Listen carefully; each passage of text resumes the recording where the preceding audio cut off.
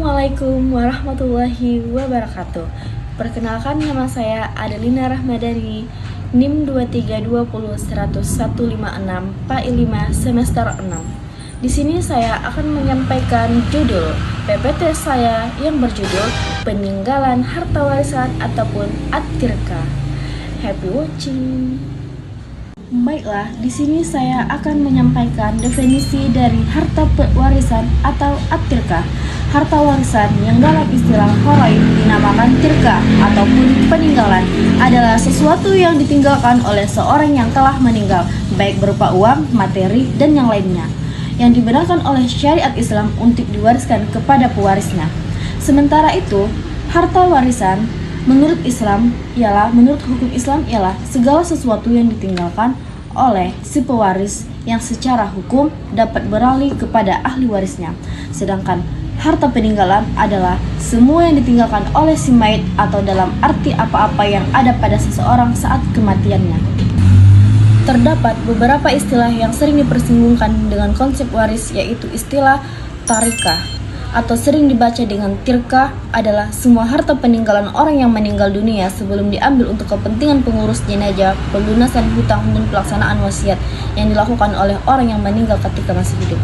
Yang kedua, al-muwaris atau al-mawaris adalah orang yang meninggalkan harta peninggalannya, itu orang yang meninggalkan baik meninggal secara hakiki, secara takdiri, atau melalui keputusan hakim.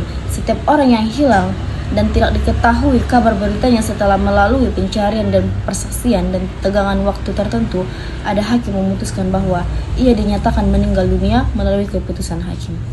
Al-mawaris adalah orang yang termaksud ahli waris yang berhak menerima harta warisan. Al-ids atau al-mawruj adalah harta warisan yang siap dibagi kepada ahli waris sesudah diambil untuk keperluan peliharaan jenazah. Warasah adalah harta warisan yang telah diterima oleh ahli waris. Harta ini berbeda dengan harta pusaka yang beberapa daerah tertentu tidak bisa dibagi-bagi karena menjadi milik kolektif semua ahli waris. Adapun jenis-jenis harta peninggalan, yaitu yang pertama harta benda. Adapun bagiannya yaitu rumah, tanah, uang tunai, kendaraan, emas, dan perhiasan. Yang kedua, hak kebendaan, yaitu piutang yang harus ditagih dari orang lain. Yang ketiga, hak manfaat, yaitu barang yang sedang disewa atau dipinjam si mayit. Hal yang tidak diperbolehkan terhadap tirkah, haram menunda pembagian. Penundaan pembagian warisan tanpa alasan yang dibenarkan syariat dapat memicu perselisihan dan dosa.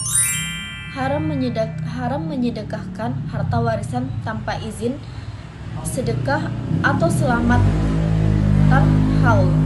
Tidak boleh menggunakan harta peninggalan kecuali seluruh ahli waris dewasa menyetujuinya.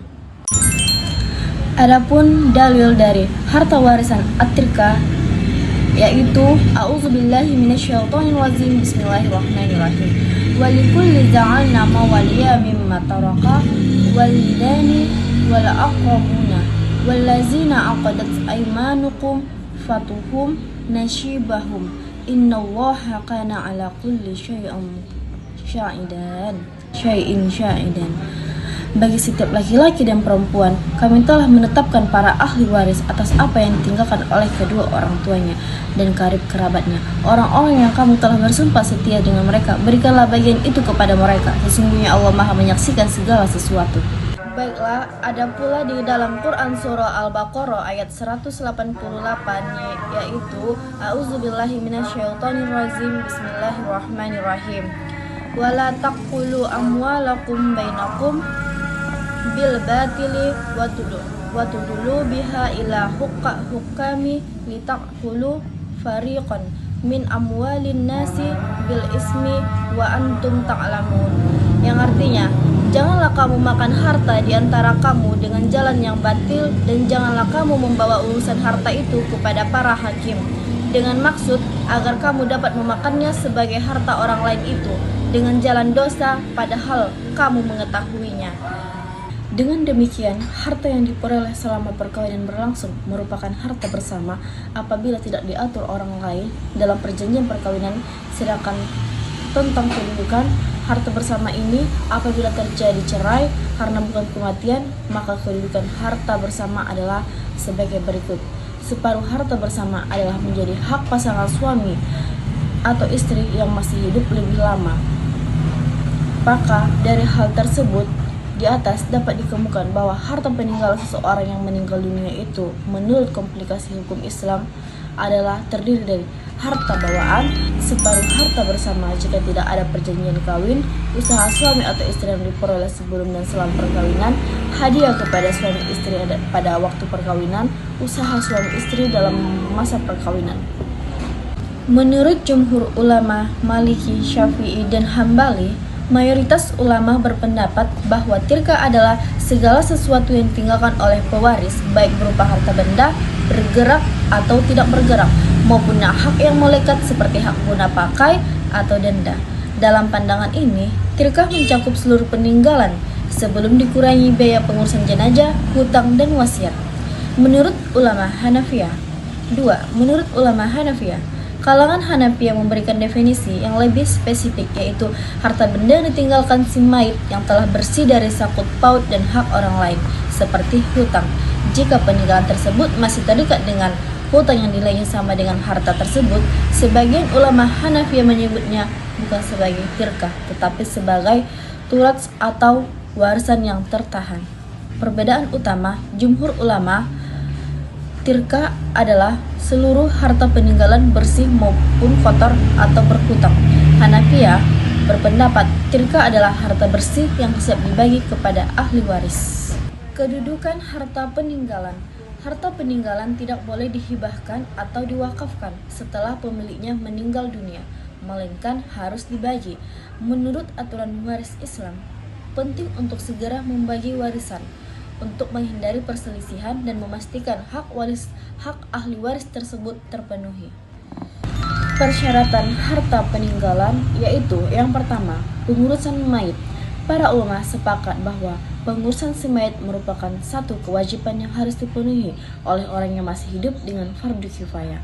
Pembiayaan pengurus jenazah bisa diambil dari harta peninggalan si mayit dengan kadar semestinya, tidak perlu berlebihan dan tidak terlalu minimalis ataupun pelit selama hartanya masih cukup. Yang kedua, pelunasan hutang jika ada.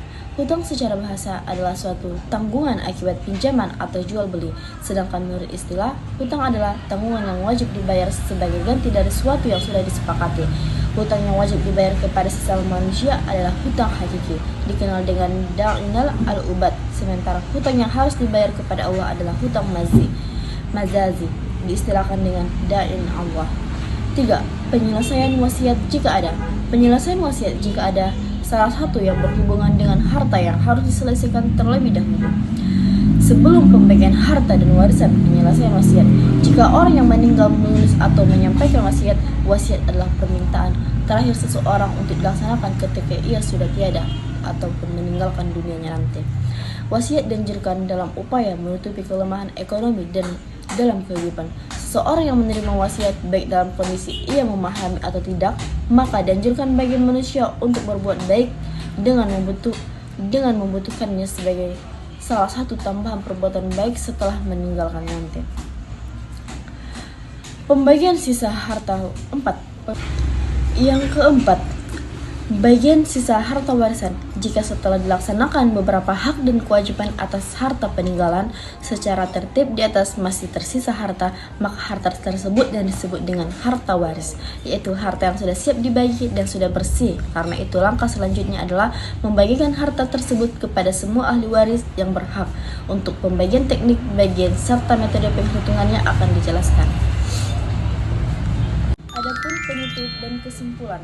Harta peninggalan atrika merupakan seluruh harta yang ditinggalkan oleh seseorang yang telah meninggal dunia, baik berupa aset, hak maupun kewajiban yang harus diselesaikan. Sebelum didistribusikan kepada ahli waris dalam Islam, pembagian harta peninggalan diatur dengan prinsip yang adil berdasarkan Al-Quran dan hadis, termasuk pelunasan hutang, pemenuhan wasiat, dan distribusi kepada ahli waris sesuai dengan hukum faraid.